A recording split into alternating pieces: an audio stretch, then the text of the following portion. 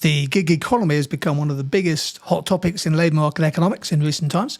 So let's have a quick look at some of the impacts of the gig economy. Well, what is the gig economy? It's basically a labour market characterised by short-term, freelance or contract work, rather than the traditional model of full-time or part-time but contract employment. And gig economy workers typically have many clients or projects at once.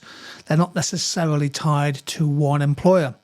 There's loads of good examples, of course, from ride-sharing drivers to people delivering food, freelance writers, journalists, for example, and virtual assistants. This chart shows the number of people in the UK on a 0-hour contract. And you can see that in the last 10 years or so, that number has significantly increased. So 0-hour contracts are people who at the start of a week are not contracted for a minimum number of hours by their employer. In fact, they may only find out at the end of the weekend, for example, how many hours they're required to work. By the end of 2023, it's estimated there'll be 1.2 million people on 0-hour contracts. And as a percentage of employment, well, that's again obviously grown, as you can see. It's just over 3.5% of people in work. So the gig economy typically associated with 0-hour contracts has clearly grown in the UK, as it has in many other countries. Might be worth taking a pause here and write down what you think are some of the consequences of the growth of the gig economy. So give me 3 examples of consequences.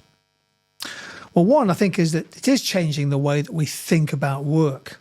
There are now many more people engaged in flexible, short-term freelance work. And for many businesses, for example, this means that they can operate day-to-day, week-to-week with a more flexible workforce and potentially achieve some cost savings. The gig economy allows firms to reduce the size of their permanent contracted workforce and operate with a more flexible system. So from a business to government, a second consequence, I think, of the growth of the gig economy is it's created new challenges for governments and policymakers more generally. So, for example, how do you regulate the gig economy? How do you tax gig workers? Particularly, how do you allow or ensure that people who work in this part of the economy have access to benefits and employment protections, in particular things like the right to employment tribunals, the right to health and safety at work, and the right to benefits when they're ill. The rise of the gig economy has given rise to the term the precariat. Now, the precariat is a term which tries to describe people in insecure jobs. They don't know necessarily each week or each month what their income will be or if they'll have an income. And of course, it makes it difficult if you're taking out things like mortgages and other loans, if you don't know what your monthly income will be. The precariat, people often live from paycheck to paycheck and have very little savings.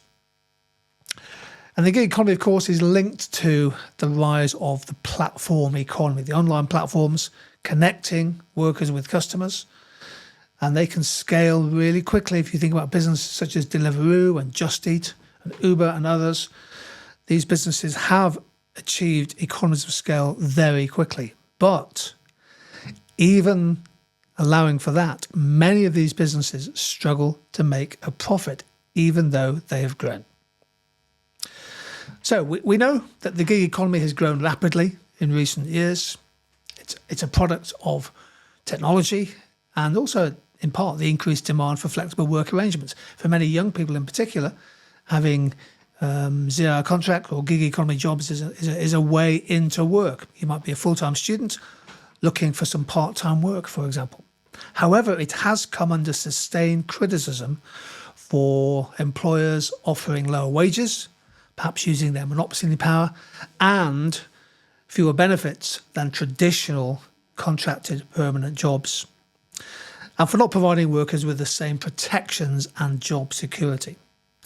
Now, the Labour Party, ahead of the 2024 general election, has said that it will ban 0-hour contracts if they win power. There we go, a quick video on the gig economy.